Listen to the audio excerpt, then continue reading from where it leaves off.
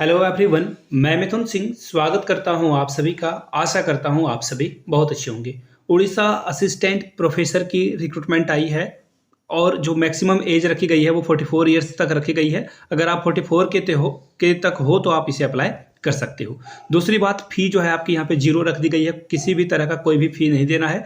385 total जो है post की संख्या है जो अलग अलग सब्जेक्ट्स की आई हुई है। मैं आपको सब्जेक्ट्स भी दिखाऊंगा जहां से आप पता कर पाओगे कि आपके सब्जेक्ट की रिक्रूटमेंट आई है अथवा नहीं। और अभी हाल फिलहाल में ही जो है झारखंड में भी जो है ये एग्जाम होने वाला है जेट का। ये अभी जैसे OAT हो रहा है उसी तरह से झारखंड में भी एग्जाम होने वाला है। छत्तीसगढ़ में भी ये एग्जाम आपको देखने को मिलेगा, जल्द ही जो है छत्तीसगढ़ में आने वाली है। याद रखिए, ऑल ओवर इंडिया से कोई भी इसे अप्लाई कर सकता है, चाहे वो झारखंड की बात कर रहा हूँ, छत्तीसगढ़ की बात कर रहा हूँ। सैलरी आपको 70,000 के आसपास दी जाएगी। तो चलिए इस वीडियो को शुरू करते हैं। आखिरी डेट वगैरह जो है वो सब मैं आपके साथ जो है साझा करता हूँ। अब इसे मैं ओपन कर लेता हूँ तो यहाँ से आपको दिखेगा उड़िया पब्लिक सर्विस कमीशन के द्वारा एडवर्टीजमेंट निकाला गया है। वेबसाइट आप खुद से चेकआउट कर लीजिए, ops.gov.in पर जाकर आप देख सकते हो।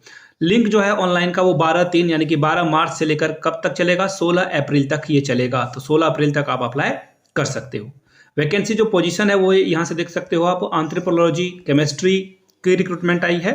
टोटल वैकेंसी भी इन्होंने बता दी है, 18 12 वगैरह करके इन्होंने बता दी है। आगे देखो, कॉमर्स की रिक्रूटमेंट है, कंप्यूटर साइंस की रिक्रूटमेंट है।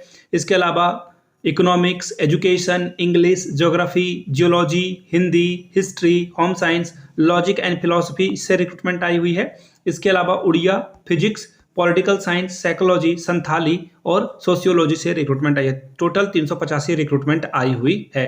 तो आप यहाँ पे अप्लाई कर सकते हैं। और यहाँ से देखो, जो रिक्रूटमेंट की सूचना है यहाँ से आप देख पाओगे। असिस्टेंट प्रोफेसर्स आर्ट्स के लिए जो है इन्होंने यहाँ पे बता रखा है फिजिकल रिक्वायरमेंट क्या है। और यहाँ से देखोगे असिस्टेंट प्रोफेसर कॉमर्स के लिए और यहाँ पे साइंस के लिए। और ये जो कोड वगैरह लिखा हुआ है यहाँ से आप देख पाओगे, टाइप ऑफ पोस्ट, और वहाँ पे W वगैरह लिख दिया गया है। तो इन चीज़ों को आप ध्यान में रखोगे। आगे देख लेते हैं कुछ और चीज़ों को जो 1 बाय 1 है। एज क्राइटेरिया की बात कर लेते हैं। तो आपका जो डेट ऑफ बर्थ है वो 17/4/1979 से अधिक नहीं होना चाहिए, और जो है इससे पीछे नहीं होना चाहिए। और जो 2023 है इसकी आखिरी कट ऑफ डेट रखी गई है, यानी कि इससे अगर आप अधिक जवान हो तो फिर आप यहाँ पे फॉर्म नहीं भर पाओगे, ठीक है। और जो मैक्सिमम एज लिमिट है वो 5 साल के लिए दे दी जाएगी। किस कैटेगरी के लिए, SC ST SEBC और महिलाओं के लिए जो है 10 साल की जो है यहाँ पे एज अपर लिमिट रखी गई है, ठीक है। और जो परमानेंट डिसेबिलिटीज है 40% से ज़्यादा, उनके लिए भी जो है 10 साल, उनके लिए 10 साल की रखी गई है। और जो ये SC ST वगैरह है उनके लिए 5 साल की एज क्राइटेरिया को रखा गया है। समझ गई यहाँ तक सारी बातें, आपको समझ में आ गई होगी। एजुकेशनल क्वालिफिकेशन की बात करें तो अगर आपके पास मास्टर्स डिग्री है 55% के साथ या इक्विवेलेंट, काम आपका चल जाएगा। 5% का जो है वो शेड्यूल ट्राइब के लिए, कास्ट के लिए, और जो सोशली एजुकेशनल बैकवर्ड क्लासेस हैं उनके लिए, और PWD के लिए जो है 50% में ही काम चल जाएगा। अब देखिए दूसरा क्राइटेरिया इसमें यहाँ पे लिख दिया गया है कि नेट की परीक्षा जिन लोगों ने पास की है वही इस फॉर्म को भर पाएंगे। यहाँ तक क्लियर हो गई।